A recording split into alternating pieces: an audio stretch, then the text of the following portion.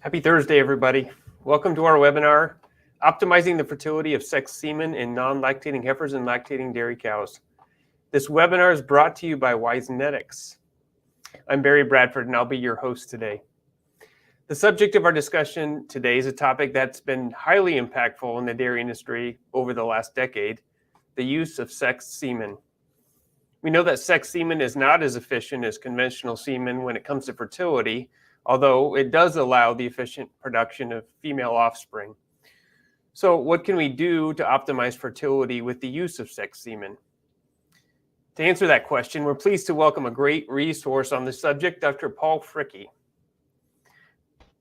So Dr. Fricke, we know you're in great demand with a lot of responsibility, so we appreciate you making the time for this today. I'm sure the insights you'll provide will be very valuable for our audience. I'd also like to welcome everyone and thank you all for being part of this webinar. We expect that you'll have questions during the presentation, and when you do, please write them on the chat so that we can address them at the end of the presentation. I definitely encourage you to join in and participate by submitting those questions. So without further ado, let's get down to business. Dr. Paul Fricke received his Bachelor's of Science in Animal Science from the University of Nebraska-Lincoln, and then completed his Master's and PhD degrees in Reproductive Physiology in the Department of Animal Sciences at North Dakota State University. After that, Dr. Fricke completed a postdoctoral program at the University of Wisconsin-Madison. He now holds the position of Professor of Dairy Science and Extension Specialist in Dairy Cattle Reproduction in the Department of Animal and Dairy Sciences at the University of Wisconsin-Madison, where he's now served on the faculty for 25 years now. So if you've served there for 25 years, Paul, you must have been hired when you were about 4 years old. Is that correct? Seems like it. Time flies. All right, with that, we'll let you get rolling. Thank you for being here today. Hey, thank you so much, Dr. Bradford, for having me on the webinar today. It's my pleasure to present this data. As Dr. Bradford says, I'm going to be talking about trying to optimize fertility of sex semen in both non-lactating heifers and lactating dairy cows. And so I first want to start out with why sex semen? I mean, why are we using sex semen? I challenge a lot of dairy farmers that I talk to, 10 years ago to imagine that we'd be using sex semen in our high-producing lactating dairy cows. I think they never thought that might happen. So what has happened in the dairy industry? Well, what has happened in the dairy industry is that there has been what I like to call a reproduction revolution. And so this is some data that was pulled down from the Council on Dairy Cattle Breeding. And what's being measured here in the purple line is the phenotypic trend in days open. And we all know that shorter days open are better for reproduction. And so you can see from 1955 till about the year 2000, this measure of reproduction is getting worse. So days open is increasing. And then all of a sudden, there was this shift right around the year 2000. And all of a sudden, days open declines and reproduction starts getting better and better. And so what I want to explore is, what do we attribute this improvement in reproduction in? I mean, this is a long-standing trend in reduction in reproductive performance. And then all of a sudden, that just reversed itself and things have gotten better.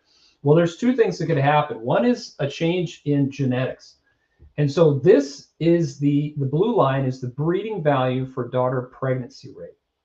And so what you can see is that during this time when reproduction is getting worse, the breeding value for daughter pregnancy rate is declining. So, so that's the reason we're selecting for things other than fertility, for milk production and all sorts of other things. What happened then around the year 2000 is the geneticists have stopped the slide. So not only has there been a reproduction revolution, there's been a genetics revolution with genomics. So we're now in the era of genomics when we can select for things like daughter pregnancy rate. And so we have affected the decline in the breeding value for daughter pregnancy rate.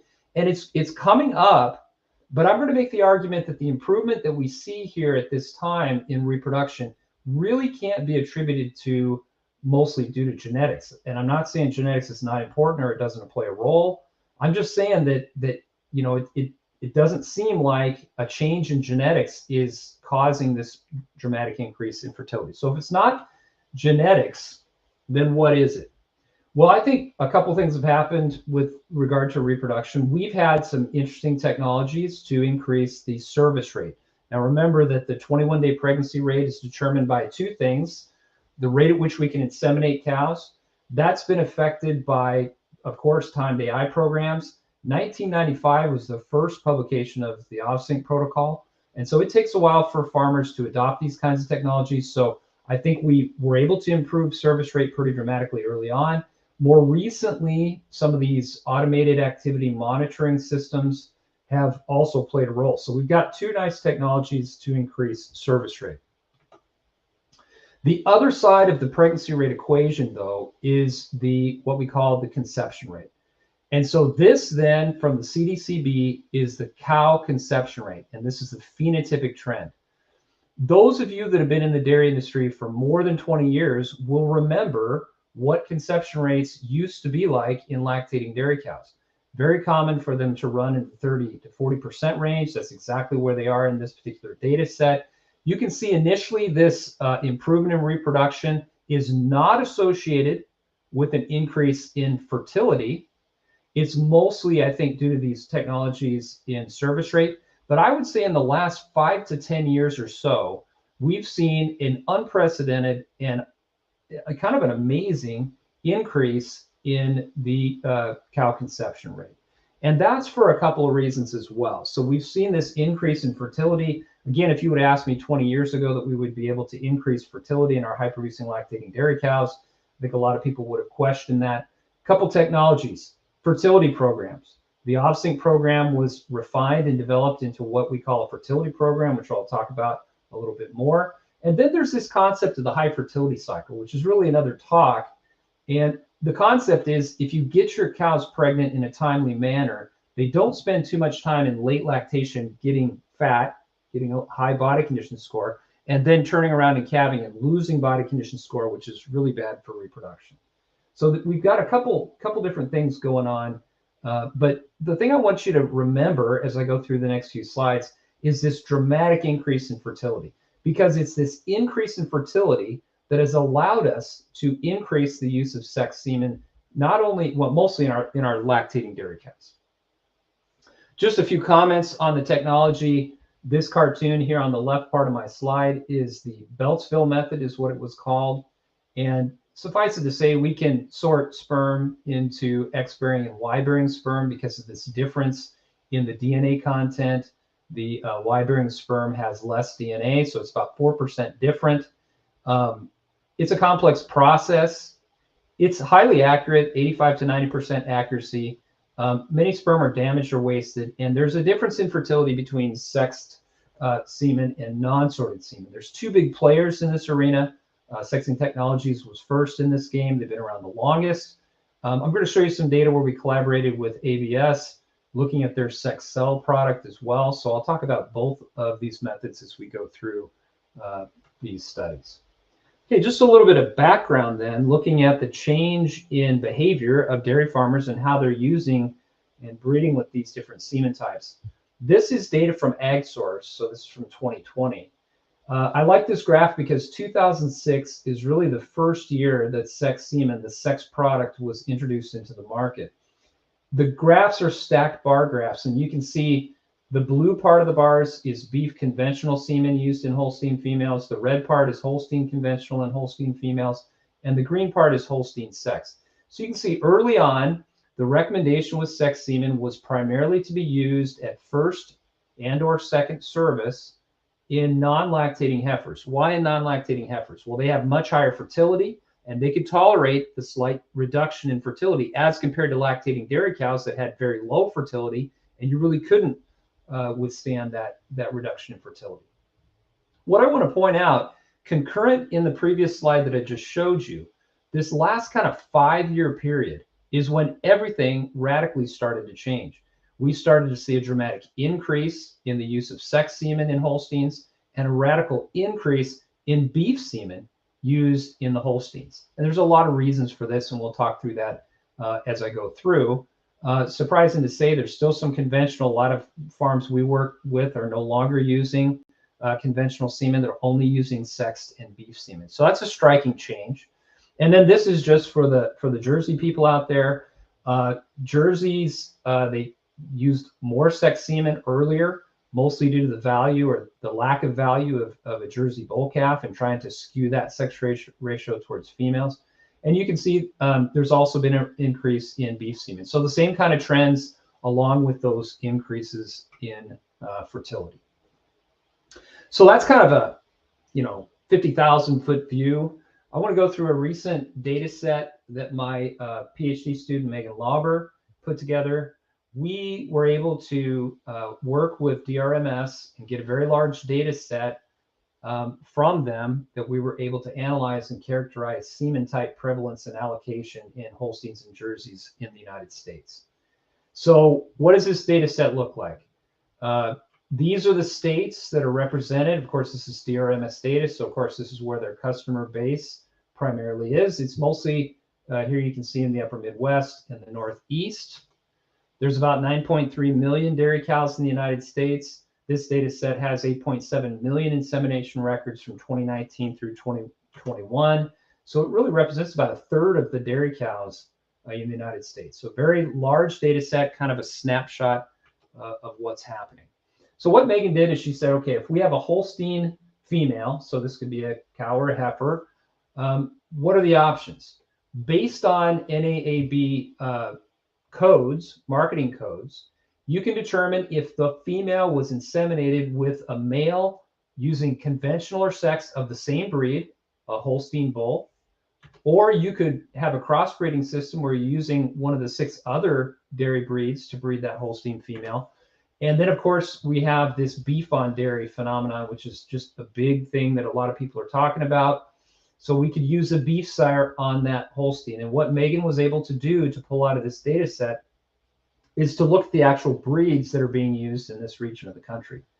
So let's just go through these. In the blue here, 55% of the beef on Holstein is Angus sires, 14% Limousin, 12% Simmental, and 11% crossbred. And then you get finally down here 2% with this Kobe beef. So that's kind of the breakdown of what it looks like as far as the beef sires being used to breed Holstein. A lot of Angus semen being used on Holsteins.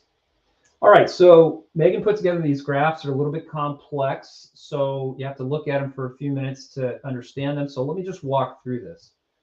On the x-axis, what we have is service number. So first, second, and third service across the x-axis. On the left-hand y-axis, these are stacked bar graphs again with the percentage.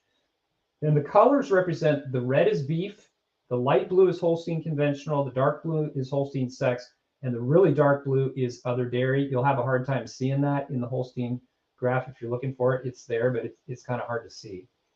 The columns are year then. So we have 2019 here in the left, 2020 in the middle, and 2021 on the right.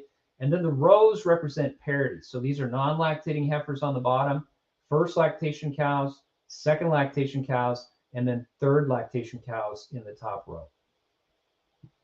So this represents 8.2 million, almost 8.3 million insemination records from over 3 million Holstein females and over 9,000 dairy herds. So if you just look at this a little bit, a few trends will jump out at you. First of all, farmers are using more sex semen in younger animals. They're using more beef semen in older animals. They're using more sex semen in earlier breedings and more beef semen in later breedings. And we're still seeing an increase in the use of both beef and sex semen by year. So I don't think that the increases that we're seeing have kind of normalized. I think we're going to continue to see this going forward. I interpret this to say simply that farmers are using the most expensive semen, sex semen, in their most fertile animals at the most fertile breedings. There's also probably some genetic decisions going on here, which semen type. It's just interesting to look at. And so that's what the Holsteins look like.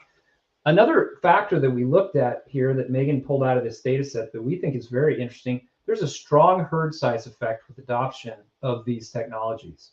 So you can see that smaller herds are not using nearly as much beef or sex semen as larger herds, and you can just see that across with your eye going from 2019 to 2021. Of course, in a data set like this, we don't know exactly what those factors are, but we can speculate a few things. One is that fertility is better in larger herds than it is in smaller herds. So maybe that's one factor.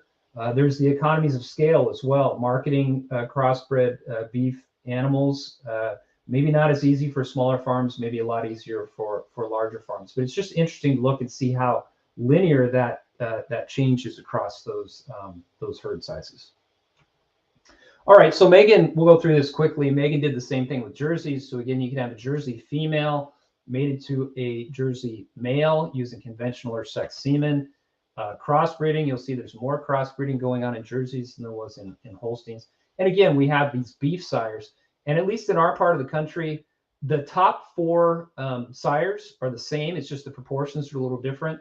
39% Angus, 24% Limousin, 21% Simmental, 5% crossbred, and then some of these smaller. So, we think it's really interesting how people are using which sires they're selecting to use to breed these females.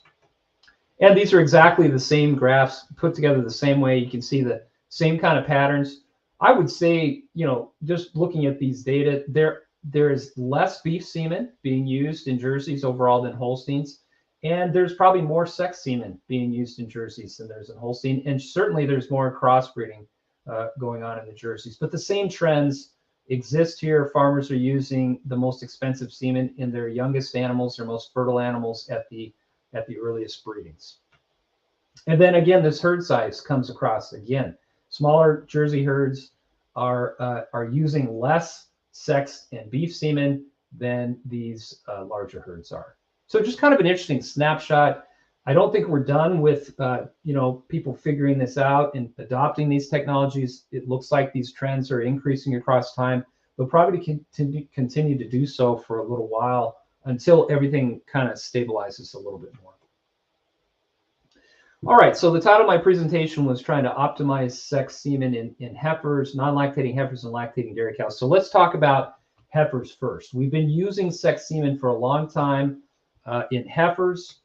And so let's talk about heifers. I like this data set, and this I use to kind of try to benchmark what the fertility is in Holstein heifers. And I like this data set because it comes from 2006, and it's a very large data set.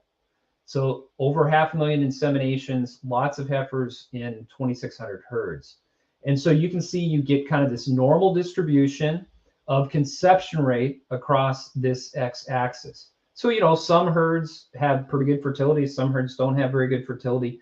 On average, conception rate in this data set is 57%. The reason I like that this is from 2006 is because this is really before sex semen was being used. So this is a conception rate in Holstein heifers using conventional semen. And I want you to remember that number because that's kind of the number we're going to think about when I go through this next data set. We can synchronize heifers. So that's one of the tools that we have that maybe we could look at to try to optimize use of sex semen. This group from Florida has done some really nice work looking at different modifications of protocols.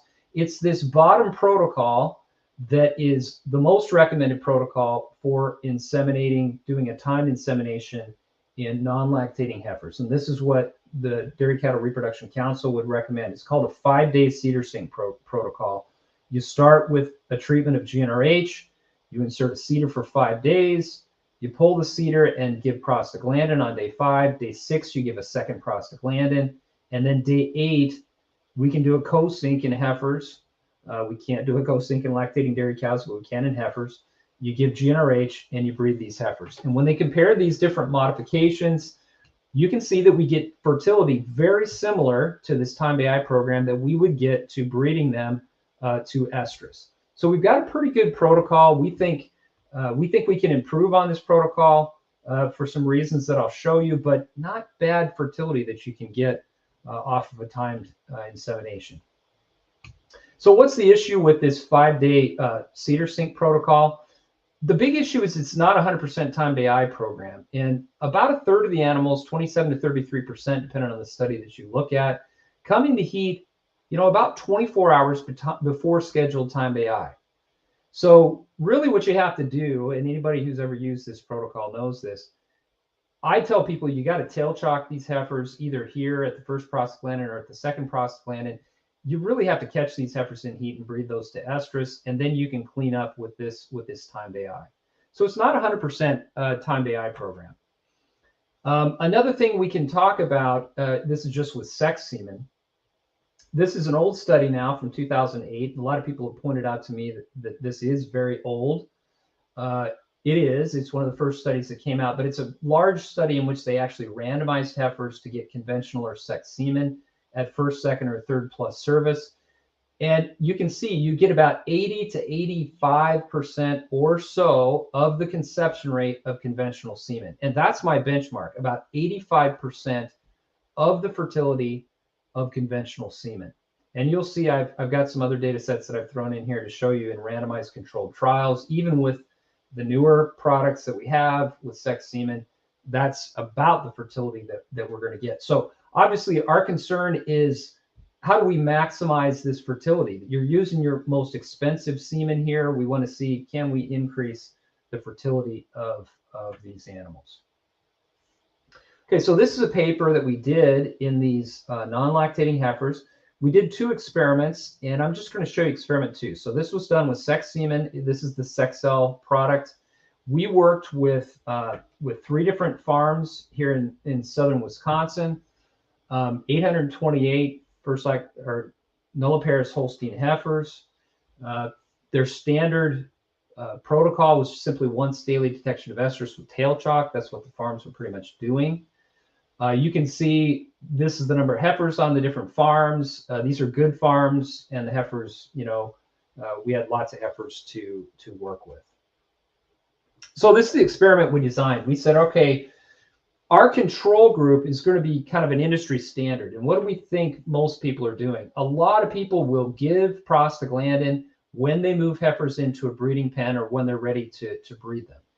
And that's a protocol that's been around for a long time. Give prostaglandin, simply watch for estrus, and breed the heifers that come into estrus. Then we said, okay, here's our 5-day cedar sink protocol. This is the recommended protocol by the DCRC. Remember, heifers will come into estrus here with this particular protocol, so you have to breed them to estrus, and then the rest get to timed AI. But this is going to force the issue, right? You're going to get a lot of heifers inseminated on day 2, essentially, of the study.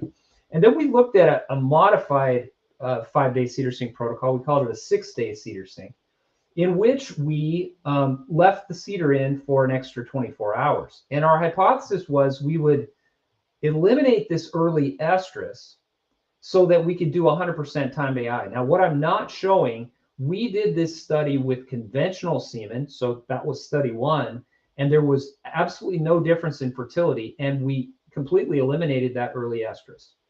So that was with conventional semen. This particular study is with sex semen.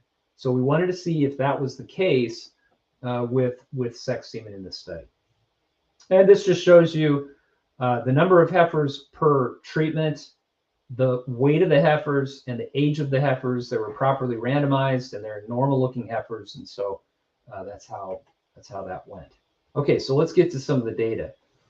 Remember, I said with that 5-day cedar sink protocol that you're going to get some heifers coming in heat early. Just like the other published studies, about 28% of heifers came into heat early, and we had to breed them to that estrus. In this, let me go back here, in the 6-day cedar sink program, I think 1 heifer came into heat early. So we were able to, just like in experiment 1, completely suppress estrus. So this was exciting to us. It was doing what we thought. But then when we looked at fertility, this is what we found. The 5-day cedar sink protocol, 52% conception rate. If you look at the 6-day protocol, it was 45%, tended to be lower. And with these heifers that are bred to tail chalk, this estrus detection, it was not different than the 6-day, but it was also tended to be lower than the 5-day cedar sink. And a comment that I'll make here, if average fertility in Holstein heifers is 60%, 85% of 60% is about 52%. So that's what I would expect to see with sex semen. Not as good fertility here with that 6-day protocol, so we don't want to be doing that protocol in heifers. And we can actually increase the fertility by using one of these timed AI programs compared to breeding these heifers to estrus. So that's one way that we can increase fertility. I just, in this graph, we pulled out that early estrus group. So that 5-day bar is basically two different groups of heifers. These heifers that showed early estrus, they had outstanding fertility, 62%. That's interesting to us. It kind of says, wow, if this percentage of heifers can get that good of fertility with sex semen, maybe they all can if we get them inseminated at the right time. The heifers that got to the end of the protocol and got the time to I were at 48%. So that's all that's showing. Okay, now we did some survival analysis, and for those of you that haven't really looked at survival curves, 0 is where we start. So what this says on the left-hand axis, this is days to first day I. So what this really means is that at day 0, nobody's been inseminated, and you can see that with the cedar treatments, the time to I treatments, you get them inseminated by day 2. So we put semen into them. Whereas with the estrus detection group, you give that prostaglandin. About 60% of the heifers show heat, and you breed them. But then you wait a long time to breed some of these heifers. You have to wait for those heifers to come into heat. And so average days to first AI is less, and we're just going to focus on the 5-day cedar sync program. That's what we want to look at. Much less than estrus detection. And one thing I'll say here at this point, one of the hidden costs, I think, with heifers is days on feed. And days on feed is determined by when those heifers get pregnant, and when they get pregnant is determined by when they get inseminated. So there's going to be a big difference in days on feed, which I'll come back to in a few moments. This then compares the treatments, the survival analysis of days to conception now. And you can see here in the red line, again, these are survival curves. You're getting heifers pregnant, but at a lesser rate in the estrus detection group compared to, let's look at the 5-day cedar sync protocol in blue. This little notch down are the heifers that came into heat, a day early, and then you get the rest of them, and then you wait, and they kind of repeat. The ones that didn't get pregnant, they'll come back into heat kind of at the same time, and they repeat that. And so the further left on this graph these lines go, the faster they're getting pregnant. And again, so you're saving quite a number of days to pregnancy, and hence days on feed, by being more aggressive, and you're going to get a higher conception rate using sex semen as well by using a 5-day cedar sync protocol. Okay, so the last thing that Megan did in this study, she put together a partial budget. She went to each individual farm that we worked with and got actual costs. So these are actual costs incurred by the farms. And so the things I want to point out here is the differences in hormonal treatment. So obviously, if you're just given a prostaglandin, the treatment cost is much lower compared to these more expensive protocols. And I think a lot of people focus on this upfront cost. They say, a 5-day cedar sync protocol, that's an expensive protocol. But here's what's different. It's days on feed. And this is essentially days on feed from day 0 until the end of the 80-day breeding period. You can see that the feed costs are much higher because of more days on feed in the estrus detection group compared to the cedar group. So if you just do the math and you look at the total cost per pregnancy, you're actually $16.66 per pregnancy more profitable by spending the money up front. And this cost includes and pays for the cost of this particular protocol. So actually, the more aggressive strategies, because you get semen into them earlier, you get a higher conception rate, and because you save all these days on feed. And the last thing we did is just looked at a sensitivity analysis. Feed costs differ from year to year in different locations in the country. So I think in Megan's study, the actual farm costs were somewhere between $1.50 and $1.75. And what this analysis showed, we're just going to look at estrus detection versus the 5-day treatment, 5-day cedar protocol. Here's our $17.62 more profitable for the 5-day program compared to estrus detection. And the more expensive feed gets, the more profit is to be had because we're saving more feed. And as costs go up, then the difference also goes up. So kind of interesting. I think we think we've made a lot of progress with the lactating dairy cows as far as fertility and fertility programs. I think there's a lot of profit left on the table with our heifer programs, and I think that we can do much better and we can be more aggressive with our heifer programs, especially if we're using a lot of sex semen. And this is one of those studies I talked about, a recent study from 2020. Ricardo Chabel and his grad student put heifers on a 5-day cedar sink protocol, exact same protocol we use. Now he's testing a different hypothesis, looking at breeding, maybe changing the time of breeding. I'm going to get into this. There's an idea that we have to breed later with sex semen, and so that was what he was testing. There was no effect of the early versus late breeding time period. But what I want to point out in this is that here is the, let's look at the fertility at 62 days, 63% for conventional semen, very close to what I've been saying it is. And here's the reduction that you see with sex semen. That's more than 85% in this study. I don't know why it was more, but just to show you, this is a recent study with the more recent products, and that's what they found. Percent female, it's never 50% female. On average, it's a little less than 50%. Actually, that's the bad news. It's probably about 47% in very large data sets. That's a normal gender ratio, sex ratio. And you can see you get close to 90% here with sex semen. Okay, I'm going to switch over to lactating dairy cows and show you a couple of the studies that we've worked with in these lactating dairy cows using sex semen. So another study that my PhD student Megan did, this was for a master's program, and we were looking at this hypothesis. I mentioned before, there's an idea floating around that we have to change the timing of insemination with sex semen to optimize fertility.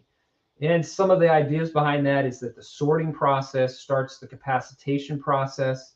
And so this idea is that we have to breed later than we normally would with conventional semen in order to breed closer to the time of ovulation. So that idea comes from a couple different studies. These are not randomized controlled studies. These are observational studies. So one big one that Ricardo Chabel did, this is one that Ray Neville did. These are in lactating Jersey cows that came into heat based on an activity monitoring system. There were no treatments applied. They simply looked at when they came into heat relative to when the farm actually inseminated them. And you would expect a certain interval would be good. They kind of speculated based on these data that, yeah, inseminating a little bit later seemed to increase fertility with sex semen. So that's where this idea comes from. And I will say that if you are breeding high-producing lactating dairy cows to estrus, it may actually be that inseminating a little bit later is better. And that's because cows tend to ovulate later as milk production goes up. So the interval from the onset of activity to ovulation actually starts to increase in these high-producing dairy cows. So we wanted to take this hypothesis and test it in a bit of a different way. This is another one that was done in collaboration with ABS using sex cell semen. This was done on 3 large farms, one in Nebraska, one in Ohio, and one in Wisconsin. We only used first lactation cows, 730 cows. That's primarily at this time where these farms were using their sex semen in those younger animals, like I showed in that first data set.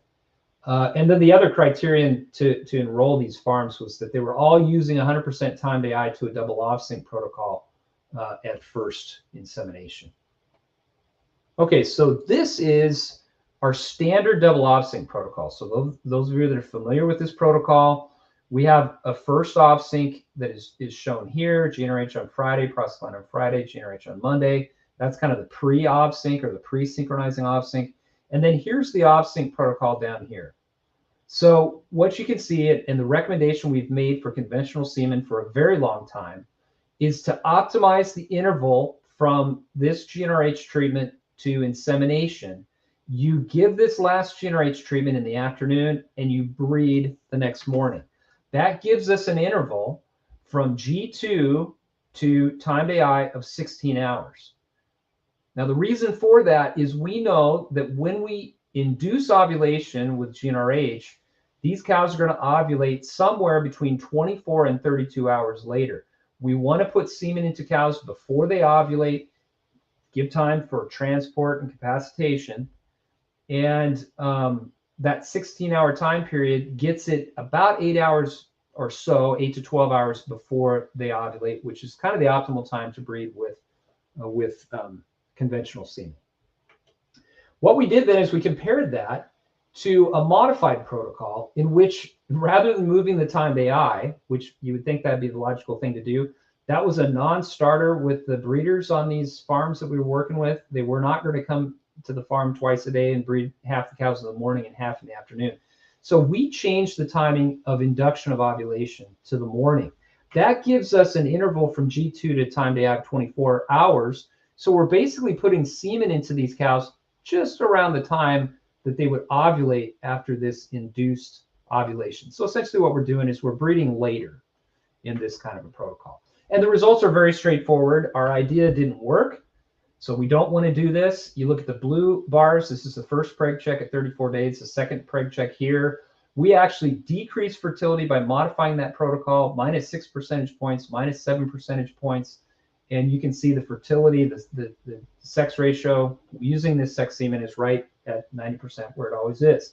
So my point I'm making here, if you're using a double OVSync protocol in first lactation Holstein cows, you want to use the standard protocol. You don't want to change the timing.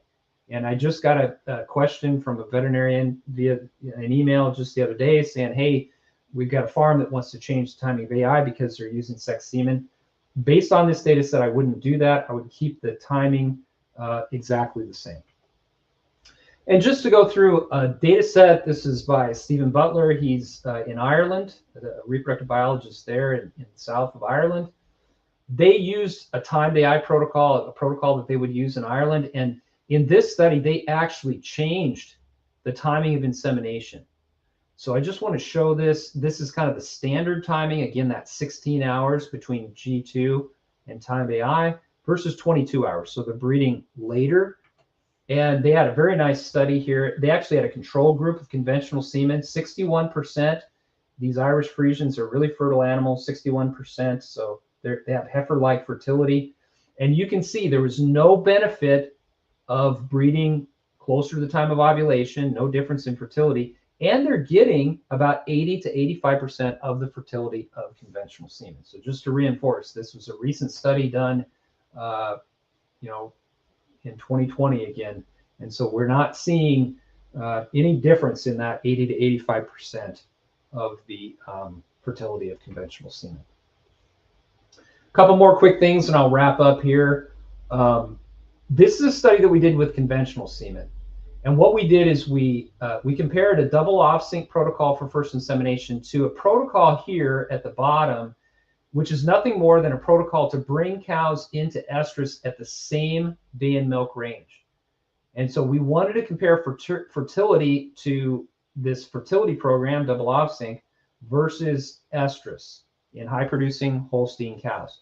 It ends up, double OVSync is a fertility program. You get about 10% higher fertility compared to breeding these high-producing Holsteins to estrus, but you also breed 100% of them, compared to only catching. These are the service rates, 78% of them in heat. And so at 110 days in milk, you have half the cows in the double OVSync protocol pregnant versus only 30% in this estrus program. So that's why a lot of people are using this fertility program in their lactating dairy cows. So what we did is we took this protocol, we took this experimental design, and we worked with a large Jersey herd here in Wisconsin.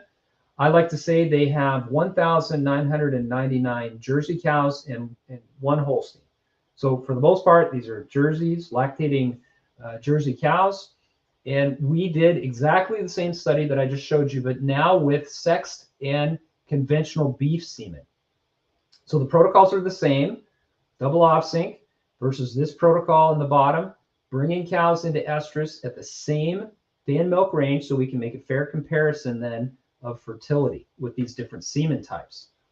So enrollment, Megan likes this. This is typical with Jerseys. You always have one that's backwards in the crush there.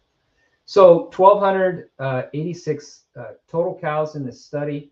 The important thing is to remember in this study, The farm decided which cows got Sexton beef semen. I would love to do a study where we could randomize cows to Sexton beef semen. It's probably not going to happen. People know which cows they want to get sex semen and which ones they get beef semen. So we randomize cows within a treatment, within a semen type, to these two different treatments, either double OVSync or estrus detection. And so I'll just run through, this is preliminary data from this study. Megan's still working on a lot of the analysis that we have here. The first thing to note is, just like I showed you before, regardless of semen type, with the double OVSync protocol, you breed 100% of these animals. You only catch 75% of them in heat when you watch them for heat. And that's a message that I've been giving over and over. Even if you have a heat detection system, which this farm did, people ask me all the time, how many cows would you expect to catch in heat to a heat detection system? It's about 3/4 of them, somewhere in the 70 to 75, maybe 80% range on a good estrus detection farm. But you're never going to breed all your cows to estrus. So what happened in this group, and the way I'll show the data, we're going to compare 100% timed AI in the double OVSync group. I'm going to show it both ways, just with only cows inseminated this way, but this 25% of these cows were then subjected to an OVSync program like a week later. So I'll show kind of the collective data of all cows inseminated within the treatments. You'll see what I mean here in a minute. This is just distribution of when cows come into estrus. Of course, this is the timed AI. About 96% of these cows on double OVSync are inseminated 3 days from the prostaglandin in the protocol. People ask me all the time, I get a lot of people asking me this question, what do I do with cows coming to heat before timed AI? It seems like a big problem. It was only 4%. 4% of these jerseys came into heat early. So not a big problem. You got to breed them though. You got to breed this 4% if they come into heat early, if you catch them in heat. Look at how much they kind of scatter out here in the estrus detection group. So you got to do daily estrus detection really to catch these cows in heat, and they're going to come into heat across a lot of different days. Okay, so let's get to the data. Let's first look at beef semen. So this is beef semen used to breed lactating Jersey cows. I have gotten some people that have complained about the fertility of beef semen. Anytime you look, the fact that farms are using different semen types now has really confounded looking at fertility. You got to take into account which cows you're inseminating. And of course, you're inseminating a different population of cows with beef semen than sex semen, just like I showed in our first data set. These cows are going to be generally older and generally, well, this is all first service in this particular study. But it was excellent. 60% conception rate to beef semen on a double OVSync program. It was only 51% for these cows that were synchronized for an estrus. That's at the first preg check, 57 versus 49%. And you can see that these are statistically better fertility combining this technology of beef semen with a fertility program compared to watching them for estrus. This is the overall then. Remember, in this estrus detection group, now we're cleaning up the rest with a timed AI program. Again, statistically different here, 60 versus 52 and 57 versus 47. Overall pregnancy loss was really low in this particular study. Typically, it's a little higher than that, but in this study, it was relatively low. Now let's look at sex semen. Sex semen, a little tighter difference here, maybe what I would call a tendency of difference here. 52% coming off a double OVSync versus 46% coming off of that estrus protocol. That's at 34 days. At the pregnancy recheck, it's 49 versus 43. When you look at the program in its entirety, when you add these cows that you breed to an OVSync program afterwards, now we get a significant difference in fertility, 52% versus 43%, 49% versus 40%. And again, with sex semen, the pregnancy loss rates are relatively low. Okay, so I'm going to wrap up with these take-home messages.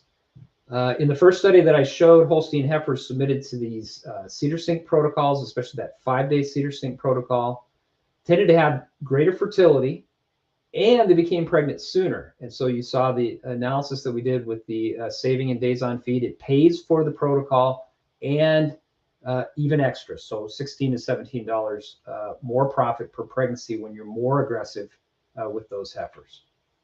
Second, if you're using sex semen in conjunction with a time-to AI protocol for first service in these first lactation Holstein cows, don't change the timing of AI relative to G2.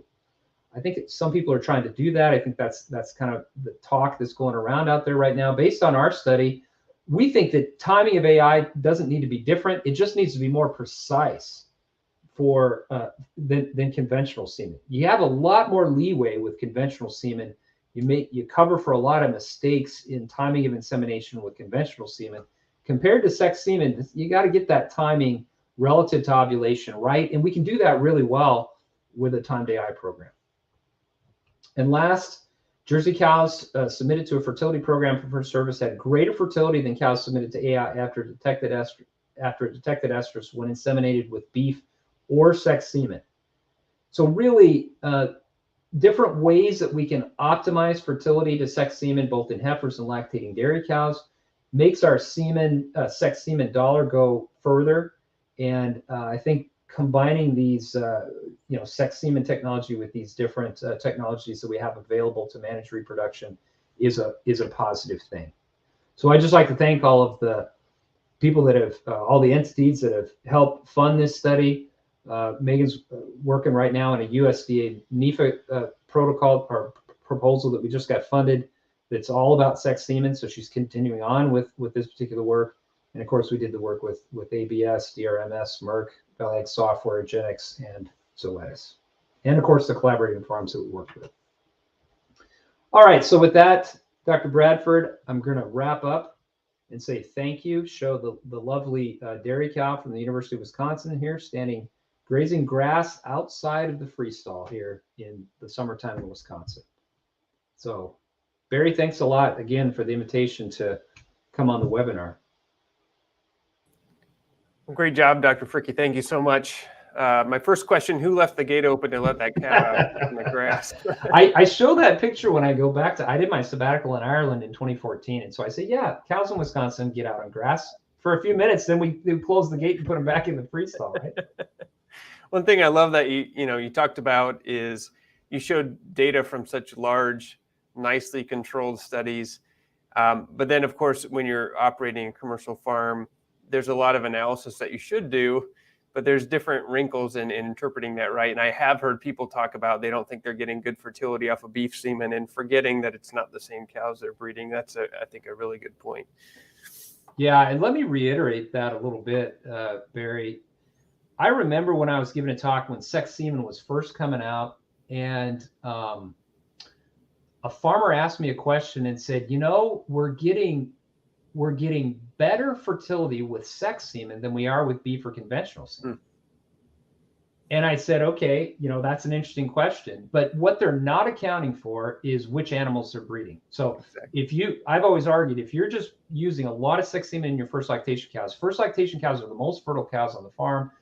And what you're doing is you're just pulling their fertility down kind of equal to or a little bit less than the other cows on the farm. So it's made it, in the classes that I teach undergrads with analyzing repro now is a real headache with these different semen types. You really have to account for that and pull that out of the data set.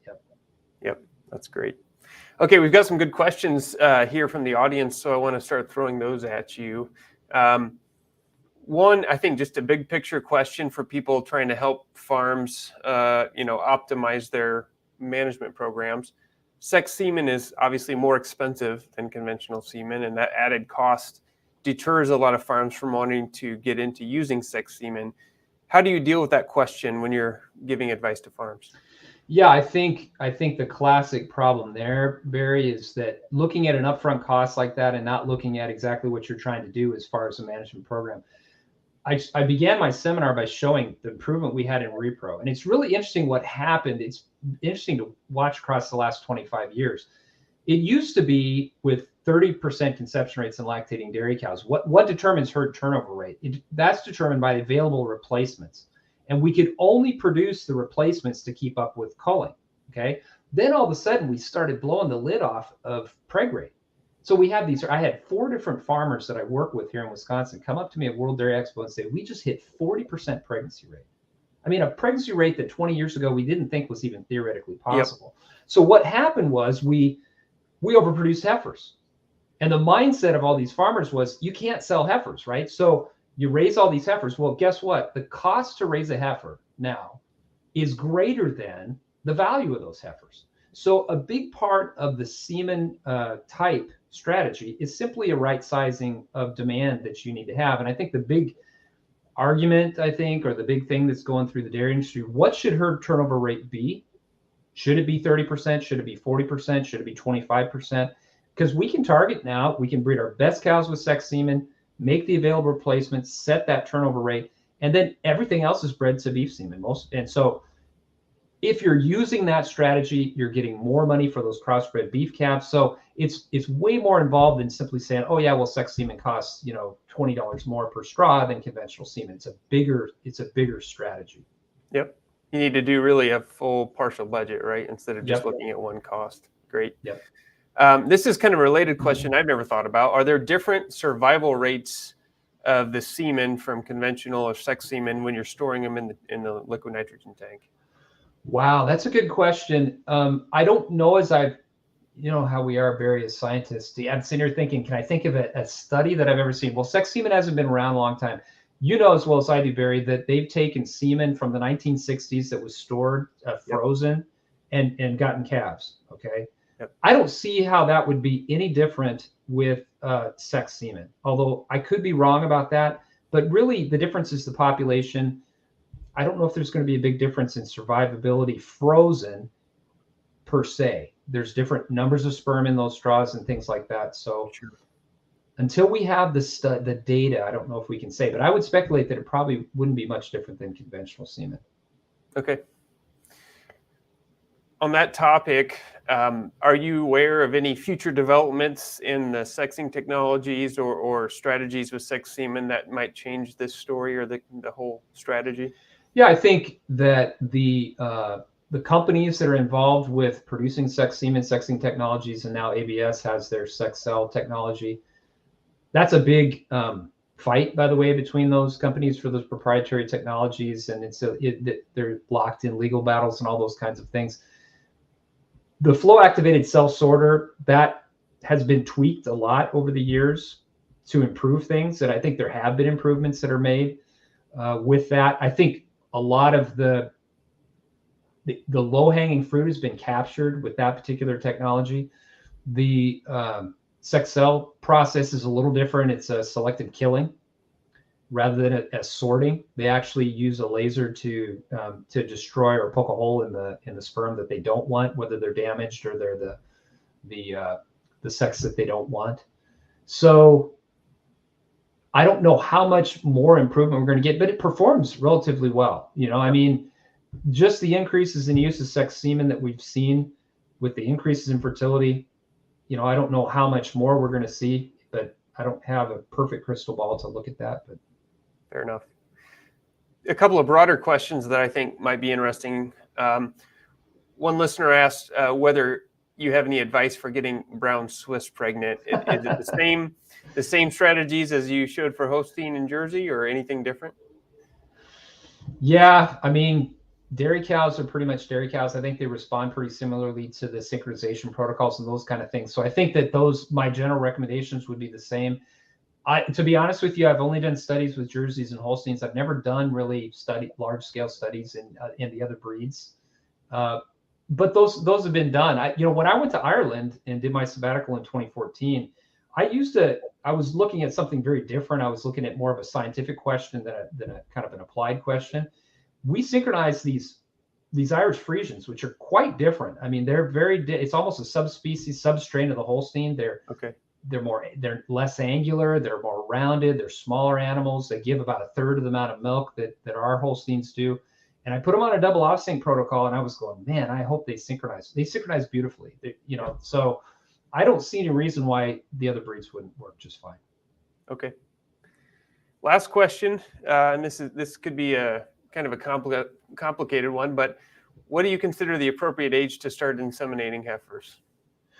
Yeah, so it just so happens that my PhD student Megan did a really interesting analysis where we had data from a 7,000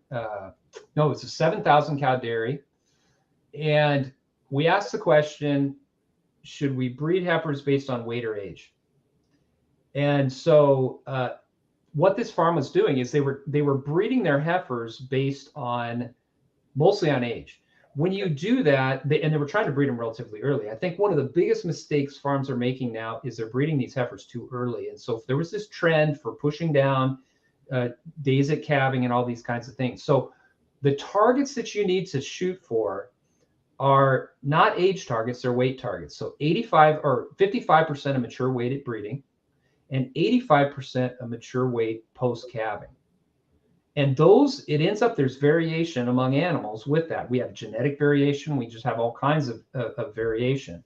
Sure. And so when we did a quartile analysis of these heifers, only the top 2 quartiles hit that 85% of mature weight or more post-calving. The bottom 2 quartiles did not. There's a big difference in milk production, Barry. It's like 10 pounds. It was like 10 pounds of milk per animal per day of lactation. And the interesting thing is that the thing that put them into the quartiles was the genome or the genetic fertility of the heifers. So the lightest quartile had like 72% conception rates when they were heifers. So they were bred too early and they got pregnant, which sounds like a good thing, but it's a bad thing if they don't hit their weight target. They lock themselves into this lower milk production state by doing that. And what happened to the less fertile heifers, like in the heaviest quartile, they had about a 46% conception rate at first breeding. Well, more than half of them had at least another 21 days to grow. Yep. So they kind of filtered out on those quartiles based on the fertility as heifers. It's a really interesting data set. And what I tell farmers is, if you mess up heifer rearing, what is the criteria by which most farmers, will cull first lactation animal? Well, it's milk production. Yep. But if you compromise their genetic potential for milk production, you're kind of culling the wrong animals, maybe genetically even. So it's a big, big deal. And it's a really interesting new data set. So weight and age are obviously collinear, right? But really, I think what we need to start doing is looking at these weight targets. Percent mature body weight. It's percent mature body weight. How do you know your percent mature body weight? It's not the average of your cull cows. It's not that easy. You have to go in and weigh a bunch of third and fourth lactation or third and greater lactation animals at 100 days in milk, establish your percent mature body weight for your herd. Now you know your targets. Now you can set those breeding goals. And I think paired with and then what I would say, Barry, is once they hit that target, be aggressive, like with the 5-day cedar sync program, especially if you're using sex semen. So those are the things that we've been thinking about as far as heifers. And I think we have a long way to go with optimizing fertility and growth in non-lactating heifers. You got to get that paper out. That sounds like a cool It's submitted. It's submitted. Okay, good. I've been on farms where the average age of first calving was right at 21 months. And so you take the dispersion around that. I think people are pushing too hard sometimes. Too hard. Anyway, great answer. Thank you so much. Dr. Fricke, excellent presentation. Very relevant, timely information to optimize fertility using sex semen. We're grateful for your insights. Thank you for being part of this. Thank you. On behalf of the WiseNetics team, I want to thank everyone for your presence and participating today. And many thanks to the people who are backstage as well. They play a critical role in disseminating the latest knowledge on optimal dairy production practices. So to wrap it up, I also invite you to follow the Dairy Podcast Show, which I'm one of the hosts, on all the major digital platforms. In our episodes, we bring cutting-edge insights straight from the brightest minds in the global dairy industry right to your ears. The link for the Dairy Podcast Show website is available in the chat. Any final messages, Dr. Fricke? I just think it's exciting. It's been exciting to be involved with dairy cattle reproduction, just kind of live through this repro revolution. We're kind of reacting to that now, and we're seeing, who would have dreamed, 10 years ago, we'd be using beef semen to breed lactating cows, sex semen to breed lactating cows. So it's a very exciting time. It's a very exciting time to be involved with reproduction. Certainly agree. Well, thank you again. And everyone, until next time, have a good day.